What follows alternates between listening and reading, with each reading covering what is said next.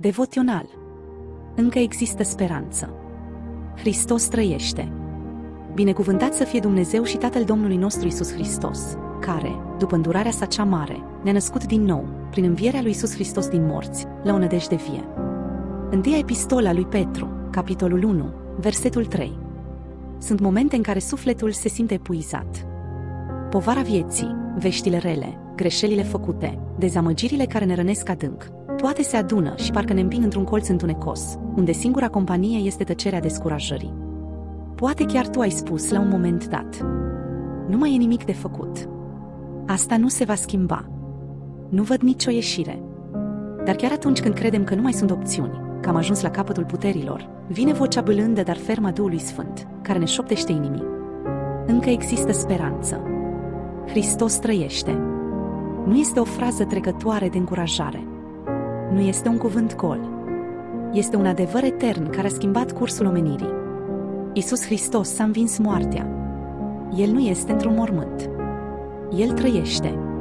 Și pentru că El trăiește, tot ce părea mort poate reveni la viață. Credința ta frântă, căminul tău destrămat, visele tale uitate, curajul tău slăbit, toate pot fi ridicate din nou, pentru că mormântul este gol și tronul este ocupat. Hristos trăiește. Asta înseamnă că povestea ta nu s-a terminat. Rugăciunile tale nu au fost ignorate. Durerea ta nu este în zadar. Lupta ta nu este veșnică. Speranța ta nu este moartă.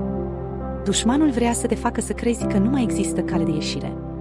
Dar mormântul gol strigă chiar către iad: ba da, există. Și numele Lui este Isus. Știi ce mă atinge cel mai mult? Că Hristos nu a învins doar ca să ne arate puterea Lui. A învins ca să ne dea acces la victoria Lui. El nu a înviat din mormânt ca să ne privească de la distanță, ci ca să ne întindă mâna și să ne spună: ia puterea mea, ia viața mea, ia victoria mea. Ridică-te împreună cu mine. În ce domeniu al vieții tale simți că nu mai este speranță? Cărui lucru i-ai pus punct final, când Dumnezeu a pus doar o pauză? Astăzi Domnul îți amintește cu dragoste: eu sunt învierea și viața. Cine crede în mine, chiar dacă ar fi murit, va trăi. Evanghelia după Ioan, capitolul 11, versetul 25. Nu contează cât de frânt ești.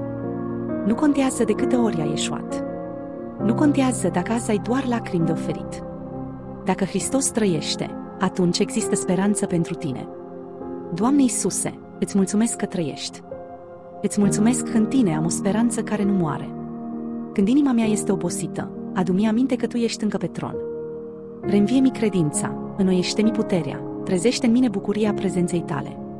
Ajută-mă să văd dincolo de durere, să cred dincolo de ceea ce este vizibil și să umblu cu certitudinea că, dacă tu trăiești, atunci totul se poate schimba. Sufletul meu să nu uite niciodată: încă există speranță, pentru că tu trăiești. Amin.